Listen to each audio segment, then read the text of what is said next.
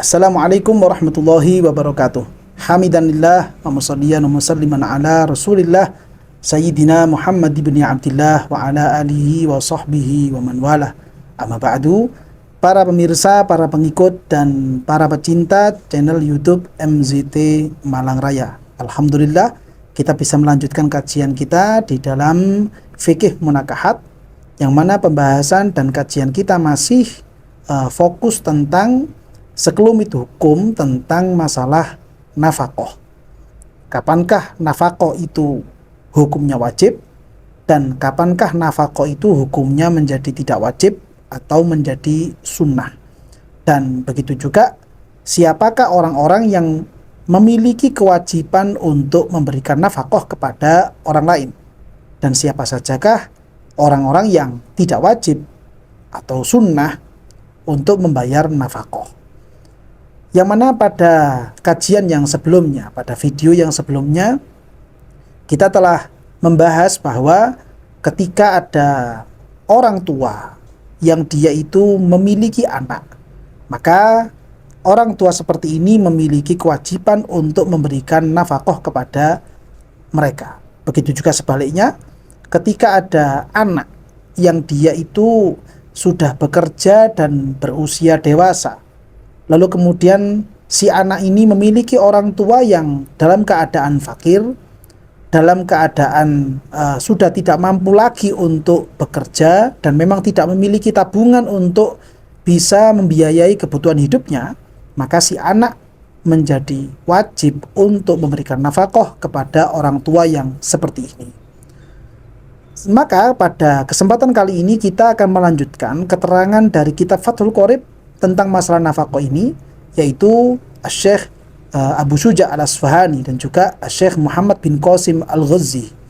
Beliau memberikan keterangan di dalam kitab Fathul Qorib. Bismillahirrahmanirrahim. Wa ammal mauluduna wa in safalu fatajibu nafaqatuhum 'alal walidaini bisalasati syara'ita. Yang artinya, adapun anak-anak al-mauludun, mereka orang-orang yang dilahirkan, artinya anak-anak, wa insafalu, sampai mereka ke bawah, artinya berarti anak, cucu, dan juga anak-anaknya cucu. Fatajibu nafaqatuhum, nafkah mereka ini hukumnya wajib. Wajibnya kepada siapa? Alal walidaini, hukumnya wajib kepada kedua orang tuanya masing-masing. Ketika ada seorang anak, lalu kemudian anak ini masih memiliki orang tua, entah itu ayahnya atau ibunya, atau dua-duanya, maka orang tua ini wajib untuk memberikan nafkah kepada si anak. Terutama ketika ayahnya masih ada, maka ayahnya ini memiliki kewajiban untuk memberikan nafkah kepada si anak. Wa in safalu, kalau misalkan kemudian ada yang cucu, artinya anak ini punya anak lagi, cucunya orang tuanya si anak berarti, maka si cucu ini kewajiban nafkahnya awal mulanya yang mukhotob atau yang mendapatkan kewajiban membayar nafkah adalah orang tua kandungnya. Orang tua kandungnya, dia memiliki kewajiban untuk memberikan nafkah kepada anaknya atau yang statusnya adalah cucu. Kalau seandainya si ayah itu sudah meninggal dunia, atau misalkan sudah tidak diketahui keberadaannya di mana, beritanya juga sudah tidak ada, maka ibunya memiliki kewajiban untuk memberikan nafkah kepada anak-anaknya. Si ibu punya kewajiban untuk bekerja semampunya demi untuk bisa memberikan nafkah kepada anak-anaknya. Tapi kewajiban yang seperti ini, artinya orang tua itu hukumnya wajib memberikan nafkah kepada anak-anaknya ketika ada salah satu dari 3 syarat, sebagaimana itu yang tadi disebutkan oleh Syekh Al-Qadhi Abu Syuja Al-Asfahani. Yang pertama yaitu ahaduha al-faqru was-sigharu.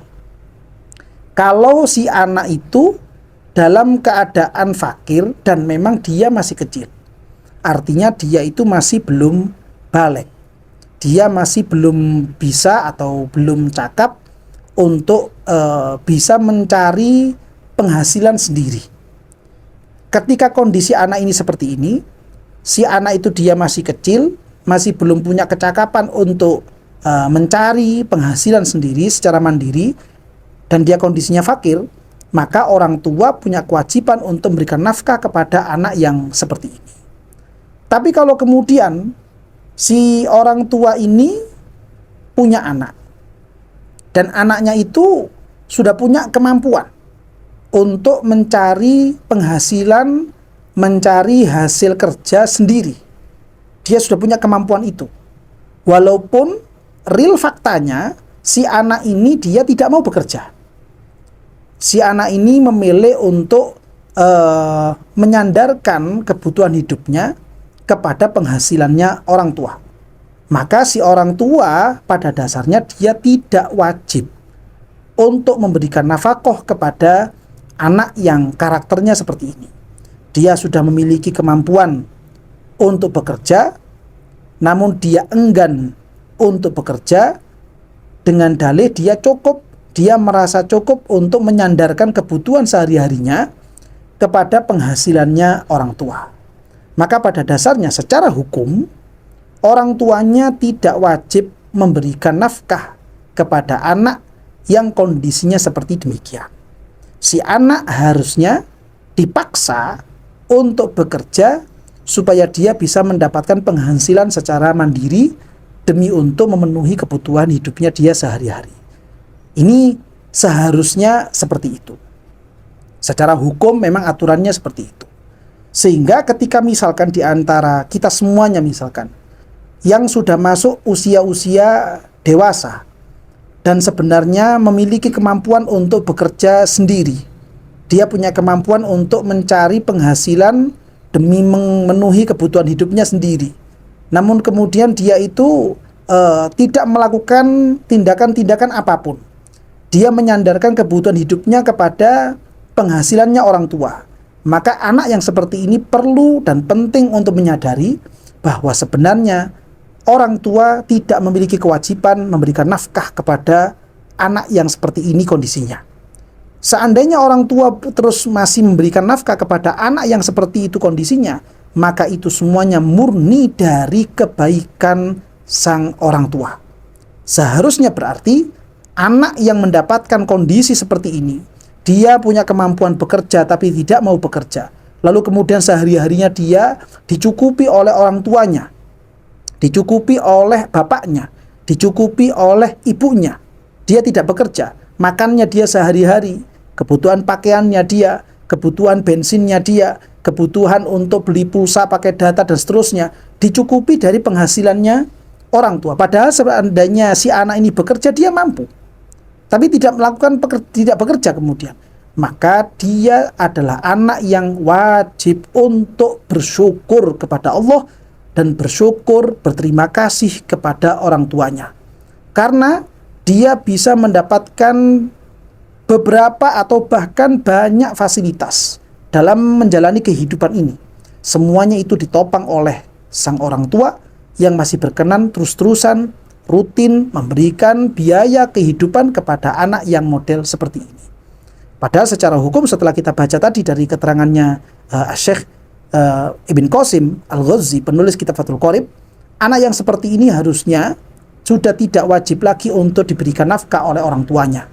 Si anak harusnya bekerja. Sebagaimana hal itu juga disinggung oleh Syekh Al-Baijuri di dalam kitab beliau. Syekh Al-Baijuri menandaskan waqad ustufida mimma taqaddama annal walada al-qadira alal kasbi allaiki bihi la tajibu nafaqatuhu bal yukallaful kasba. Ketika ada anak yang dia ini sebenarnya mampu untuk bekerja dengan pekerjaan yang layak bagi dia. Tentunya pekerjaan yang layak itu maksudnya adalah tidak mungkin dia langsung tiba-tiba mendapatkan pekerjaan yang mumtaz, mendapatkan pekerjaan yang memiliki jabatan tinggi, tidak semata-mata seperti itu. Karena setiap usaha itu perlu dimulai dari tingkat yang bawah terlebih dahulu. Entah bawahnya itu adalah memang yang paling bawah, atau mungkin dengan model bawah yang sesuai dengan kondisinya dia sendiri. Dia merintis suatu pekerjaan yang sesuai dengan kondisinya masing-masing. Dia mampu untuk melakukan seperti itu. Dia mampu untuk mengeluarkan tenaga, memeras keringat, membanting tulang demi untuk mendapatkan penghasilan guna kehidupan dia sehari-hari. Dia sebenarnya mampu. Namun kemudian dia tidak mau bekerja, maka la tajibu nafaqatuhu. Anak yang seperti ini tidak wajib untuk diberi nafkah oleh orang tuanya. Lalu bagaimana? Bal yukallaful kasbah.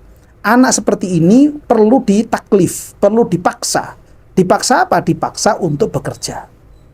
Anak seperti ini perlu dilatih supaya dia itu bisa belajar mandiri, mencari penghidupan, mencari pemasukan untuk kebutuhan dia sehari-harinya.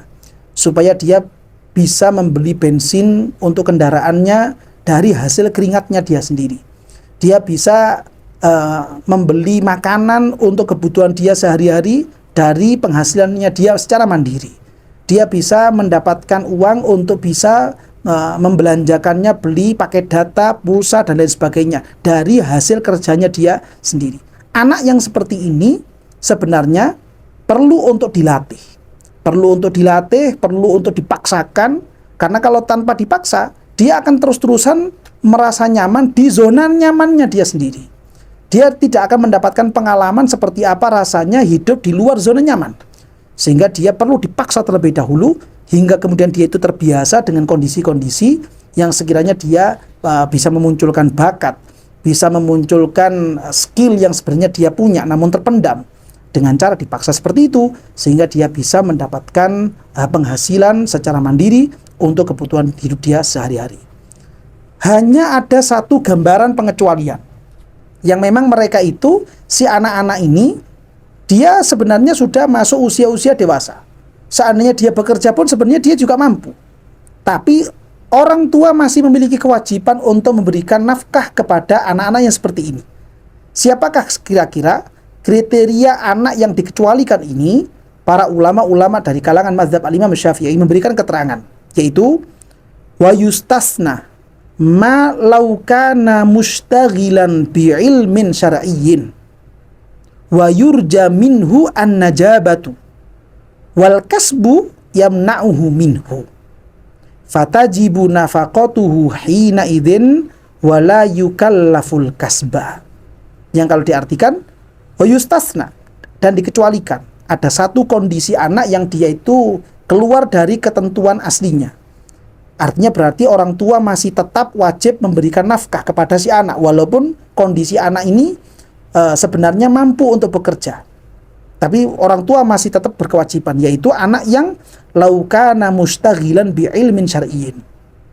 Si anak ini kesibukan sehari-harinya, setiap waktunya, pagi, siang, sore, malam, si anak ini punya kesibukan mempelajari ilmu-ilmu syariat. Dia terus-terusan belajar tentang ilmu-ilmu syariat. Dan sudah tidak asing lagi di kalangan para santri yang biasa mempelajari kitabnya para ulama-ulama salaf. Yang dimaksud dengan ilmu syariat di sini adalah ilmu yang utama, yaitu ada 4 macam ilmu. Yang pertama yaitu adalah ilmu akidah, termasuk nanti di situ tentang ilmu akhlak. Yang kemudian yang kedua adalah ilmu tafsir, dan yang kemudian yang ketiga adalah ilmu hadisnya Rasulullah SAW, dan yang keempat adalah ilmu fikih atau ilmu syariat. Atau begitu juga dengan semua cabang-cabang ilmu yang mendukung kepada arahnya kepada mendukung 4 ilmu ini. Ketika ada seorang anak yang dia itu sehari-harinya, pagi, siang, sore, malam, sibuk dengan ilmu-ilmu yang seperti ini. Dia sibuk dengan ilmu akidah, dia sibuk dengan ilmu tafsir, dia sibuk dengan ilmu hadisnya Rasulullah SAW, dia sibuk dengan ilmu syariatnya Gusti Kanjeng Nabi Muhammad SAW. Dia sibuk dengan cabang-cabang ilmu yang mendukung 4 ilmu ini. Dan memang kondisi si anak ini yurja najabatuhu. Bisa diharapkan suatu saat nanti si anak ini akan mendapatkan keberhasilan. Suatu saat nanti si anak ini akan bisa menjadi mata rantai keilmuan dari warisan Gusti Kanjeng Nabi Muhammad SAW. Bisa diharapkan anak ini nanti memiliki ilmu yang manfaat, bisa diajarkan kepada orang-orang di sekelilingnya, bisa diajarkan kepada santri-santrinya. Dia punya harapan besar akan memiliki santri, memiliki jamaah, yang kemudian para jamaah ini bisa mengerti tentang syariatnya Rasulullah SAW. ada pandangan seperti ini, ada harapan seperti ini yang kuat dari si anak tersebut. Maka ketika anak ini kondisinya seperti ini, anak seperti ini boleh dan wajib tetap dinafakoi oleh orang tuanya. Karena apa? Karena seandainya dia itu bekerja, artinya dia itu memutuskan diri dari thalabul ilmi, lalu kemudian memilih jalur untuk bekerja, maka pekerjaan yang dia tekuni itu bisa membuat dirinya sulit untuk fokus kepada ilmu syariat tersebut. Dia sulit untuk fokus untuk belajar ilmu akidah. Dia sulit untuk fokus kepada ilmu tafsir. Dia sulit untuk fokus kepada ilmu hadis. Dia sulit untuk fokus kepada ilmu fikih. Dia sulit untuk fokus kepada ilmu-ilmu yang mendukung 4 ilmu tersebut. Karena apa? Karena dia bekerja. Maka anak yang seperti ini cukup dia fokus kepada mempelajari ilmu, tidak perlu bekerja, dan orang tuanya lah yang kemudian memiliki kewajiban terus-menerus memberikan nafkah kepada anak yang model seperti ini. Sampai kapan? Sampai sekiranya anak ini memiliki keilmuan yang cukup, bisa melanjutkan, menyambung lidah Gusti Kanjeng Nabi Muhammad SAW kepada orang-orang lain, kepada umat Islam pada khususnya, atau kepada seluruh umat manusia pada umumnya. Maka ketika kondisi seperti itu, orang tua ini sudah tidak lagi wajib memberikan nafkah kepada anak tersebut. Sehingga hanya ada satu kondisi, si orang tua itu tetap wajib memberikan nafkah kepada si anak, dan si anak tidak perlu bekerja ketika si anak itu memiliki kesibukan mempelajari ilmu syariat, dan memang bisa diharapkan anak ini akan mendapatkan keberhasilan di masa yang akan datang. Berarti sehingga ketika anak itu tidak dalam kondisi yang seperti ini, dia tidak sibuk dengan ilmu syariat, dia tidak memiliki harapan besar untuk masa depannya, maka sebenarnya anak yang seperti ini memiliki kewajiban membantu orang tuanya bekerja, karena orang tuanya sudah tidak lagi wajib untuk memberikan nafkah kepada anak yang model seperti demikian. Nah, inilah kiranya pembahasan yang bisa kita ulas pada kesempatan kali ini. Mudah-mudahan ilmu yang kita bahas ini bisa menjadi ilmu yang manfaat dan barokah. Dan barangkali mungkin dari keterangan kami ada keterangan yang kurang jelas, atau mungkin ada pertanyaan-pertanyaan susulan, maka pertanyaan tersebut bisa Anda sampaikan melalui kolom komentar yang ada di layar YouTube Anda. Mudah-mudahan kita semuanya senantiasa diberikan ilmu yang manfaat dan barokah oleh Allah Subhanahu wa taala, dan kita juga bisa mendapatkan keridhaan dari Gusti Kanjeng Nabi Muhammad SAW. Amin ya rabbal alamin.